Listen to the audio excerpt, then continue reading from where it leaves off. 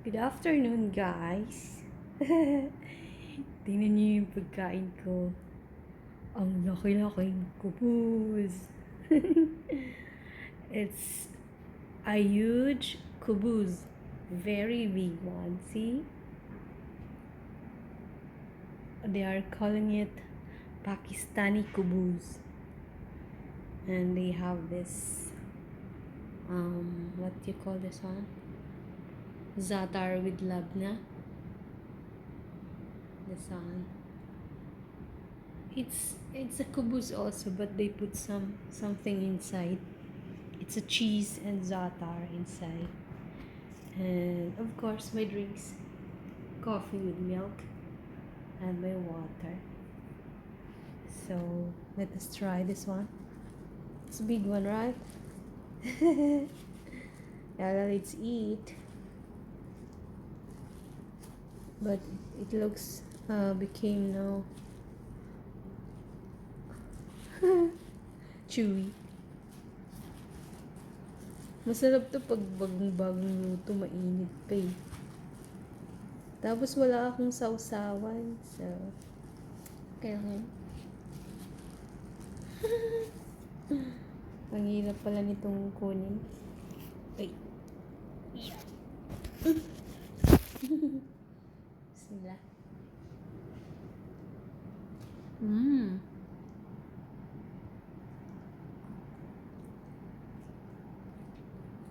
Nice.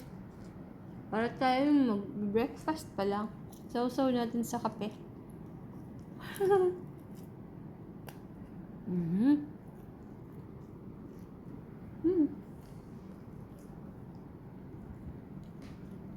Matabang yung kape ko.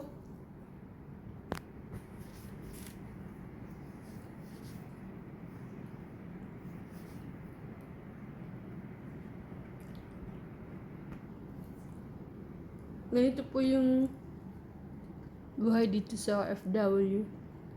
Malalasasan mong kumain lahat. Ano kung ano mga pagkain. Laki, no? Galing po ito sa pugon. Malaking pugon nila. Pugon. Tikman natin to. Meron siyang cheese sa loob.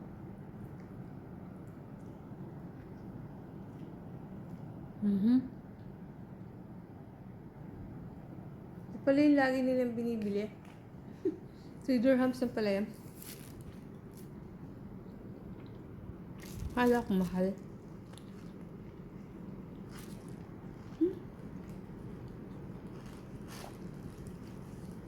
Minsan nga magdadala ako ng sausawan. Tuna or kahit anong sauce. Pwede na siguro tayo bumili ng curry sa chicken curry. Sa restaurant. Ang laki. Nakakatuwa, no? Laki-laki. Ano lang to, guys? 1 dirham and 25 fils. Tapos sinasawsaw ko sa kape. Nakakatuwa.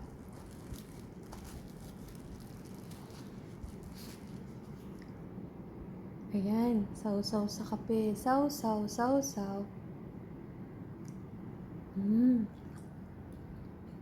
Harap siya. Sausaw sa kape. Masarap to pag bagong luto pa eh, crunchy.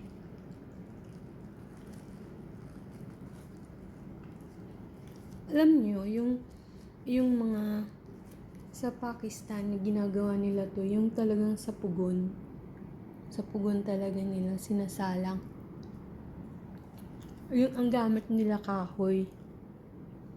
Pero dito, ano na yung ginagamit? Yung tangke ng gas. Nalala sila nung pugon. Maubos mo ba yan, ganyan guys, pag ikaw kakain? ng isang kubos. Di ba? Ang laki-laki. Ito masarap.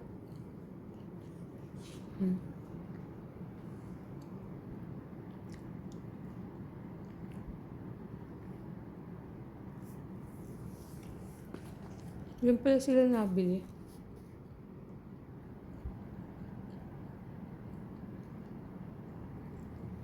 Naglakad-lakad kasi ko. Sabi ko maghanap nga ako ng magbibili ng pagkain. So nakita ko yung restaurant.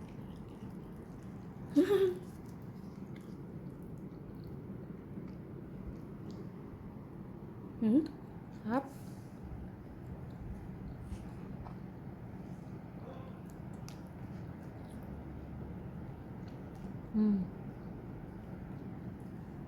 Meron po siyang cheese sa loob. Tsaka za'atar.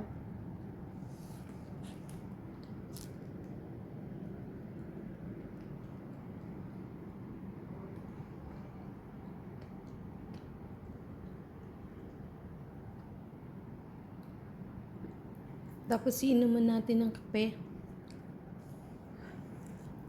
Toast.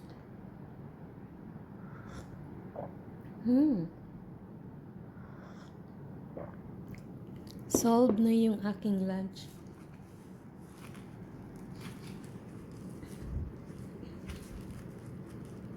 Minsan talaga guys, pag nasa abroad ka, mararanasan mo lahat na magtipid.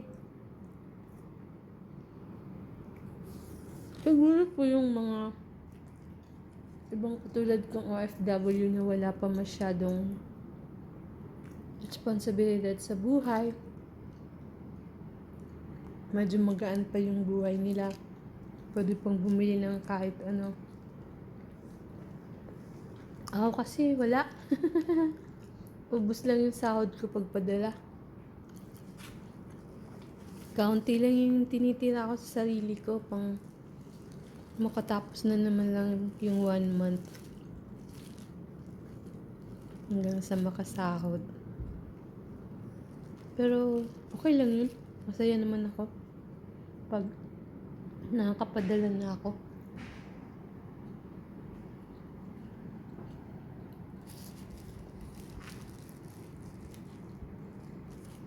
Kaya po yung gustong mag-abroad, dapat po matibay yung loob nyo. Yung kaya nyo lahat dito sa abroad, yung mga mararanasan nyo. Ay, laki pa rin ng kubos natin. Laki-laki pa rin.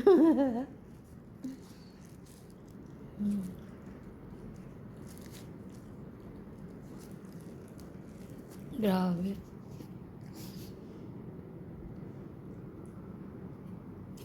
Yung iba kasi guys, marami silang pabili ng pagkain. Pwede silang bumili sa restaurant.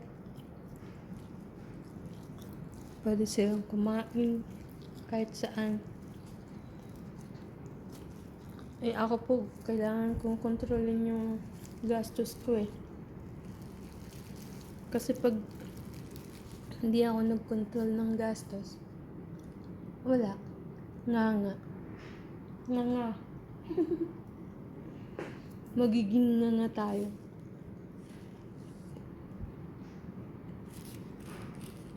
Okay lang guys, basta ang importante,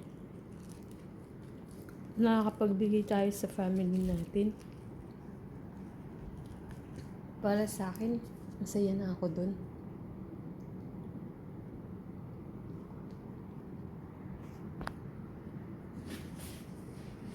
Nung sinisip ng ibang tao, maraming pera sa abroad.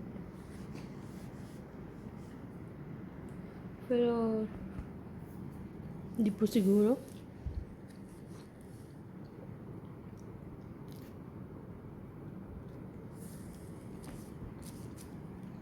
Pero maswerte pa rin ako kasi kahit pa paano nakapagpadala ako buwan-buwan sa family ko.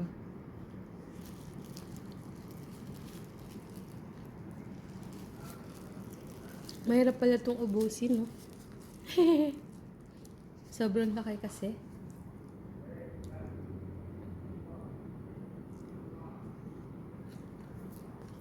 Siguro po yung mga kumikita ng dollars. Ayun, malalaki mga sahod nila. Marami silang naiipon. Ako po wala. Wala akong naiipon.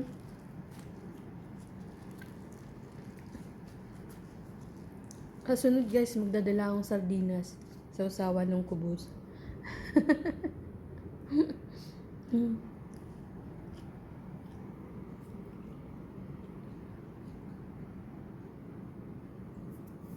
Nakakabusog pala si kubos. Sator naman.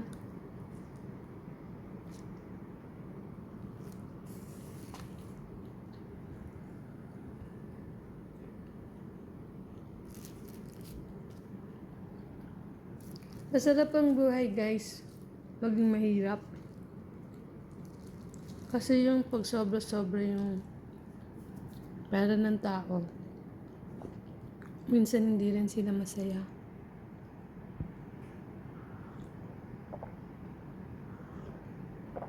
Kasi ang dami nilang iniisip. Ang dami nilang balak. Pero yung mga ordinaryong tao lang na tamang-tama lang yung sahod,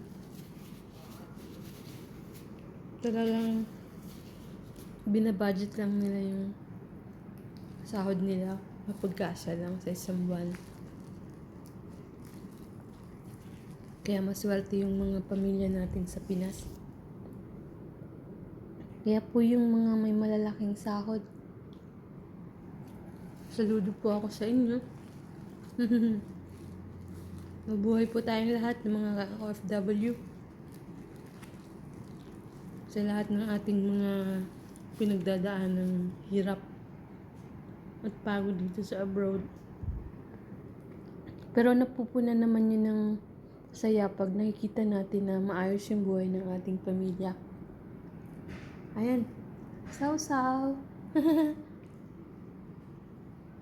Harap na.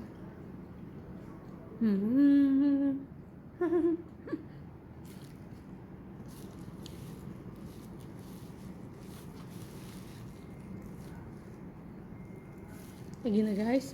Hindi ko to mauubos. Ang laki-laki. Hindi po, maraming salamat sa panunood at pakikinig sa aking story. Nag-storytelling pa ako habang kumakain ng malaking kubus. Ingat po lagi.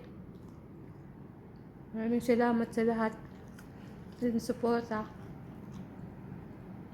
Bye-bye po. Next time ulit.